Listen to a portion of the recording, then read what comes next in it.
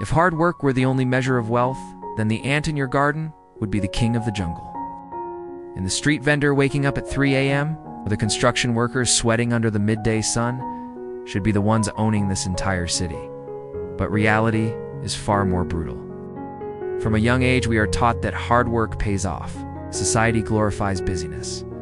We wear exhaustion like a badge of honor, proudly brag about working 12, even 14 hours a day. But take a second to be honest with yourself. Look at your bank account. If you are working yourself to the bone, yet still worrying about rent at the end of the month, then perhaps the problem isn't that you aren't doing enough. The problem is, the operating system in your brain is bugged. Economics calls this low productivity. Psychology calls it mental laziness, disguised as physical busyness. Why do you keep running but stay in the same place? In the next 30 minutes, we won't speak in empty motivational quotes. We'll dissect poverty under the scalpel of behavioral psychology and business thinking. Welcome to Mindshift for Entrepreneur. Let's start with your brain. Why do we love being busy so much? Have you ever wondered why you can spend all day answering emails, cleaning your desk, or entering data with enthusiasm, but feel paralyzed when you have to sit down and plan for the next 5 years? According to neuroscientists, this is a sweet chemical trap. When you complete a small task, your brain releases dopamine. It's an instant reward, making you feel useful, making you feel like you are working. This is called completion bias. We are addicted to the feeling of crossing an item off our to-do list, even if that task brings little to no value. But the dark side of it is much scarier. We use petty busyness as a painkiller. Because when we are idle, the brain is forced to face the big questions. Is this strategy correct? Where am I going? Does this job have a future? These questions create something called existential anxiety. It is painful. And to avoid that pain, we choose to bury ourselves in manual labor. We would rather be meaninglessly busy than sit still and face the truth that we might be on the wrong path.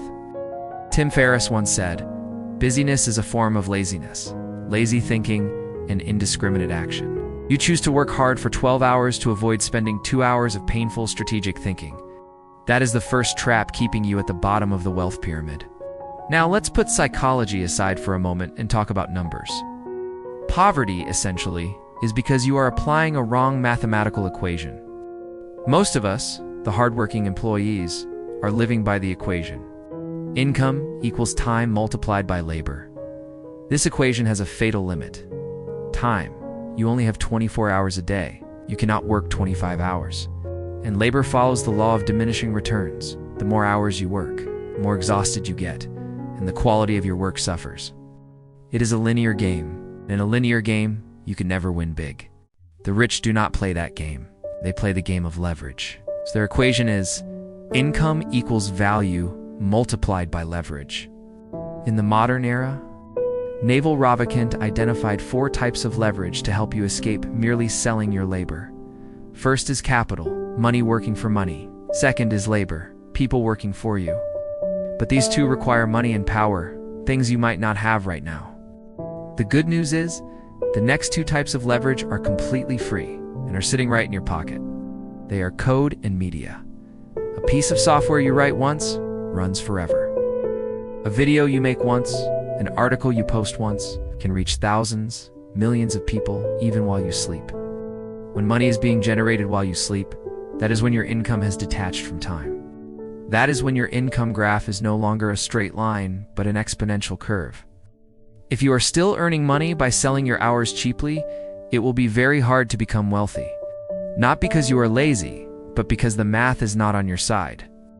At this point, you might say, I understand leverage.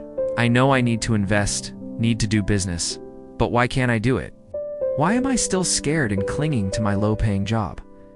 The answer lies at the intersection of psychology and economics. Welcome to the most brutal concept, the scarcity mindset. Scientists at Harvard have proven, when the brain is obsessed with scarcity, lack of money, lack of time, your effective IQ can drop by 13 to 14 points. Equivalent to losing an entire night's sleep.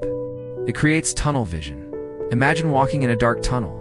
You only see a small spot of light ahead, which is tomorrow's meal, the monthly bill. When your vision is narrowed like that, you completely lose the ability to see long-term opportunities around you. That is why poor people often buy lottery tickets or take out high-interest loans. not because they are unintelligent, but because their brain is in survival mode. They need to relieve immediate pressure instead of calculating for 10 years later. Add to that loss aversion.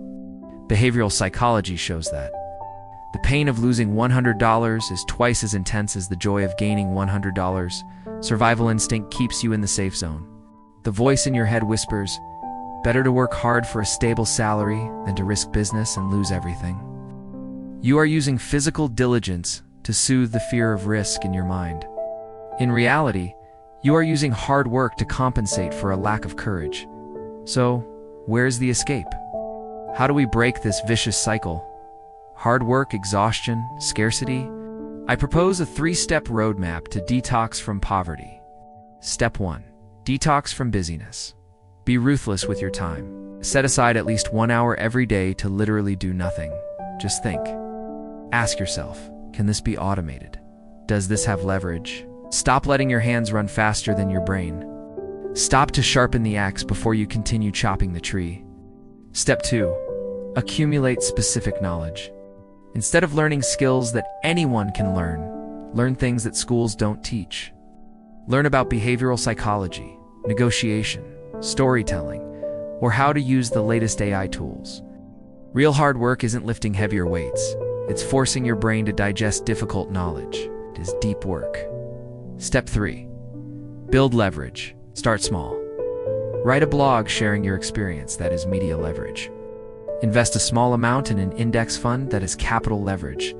The goal isn't to retire early and play around. The goal is to detach income from time, so you have the freedom to choose to do what you love, not what you are forced to do. My friend, you were not born to be an ant, toiling away your whole life just to find enough food for the day. You were born with a brain capable of creating things far greater than that. The difference between the rich and the poor sometimes doesn't lie in who works more hours. It lies in who dares to stop and think more. Don't be proud because you are busy. Be proud because you are productive. Don't just work hard blindly, but be lazy intelligently. Because sustainable wealth doesn't come from calloused hands, it comes from a liberated mind.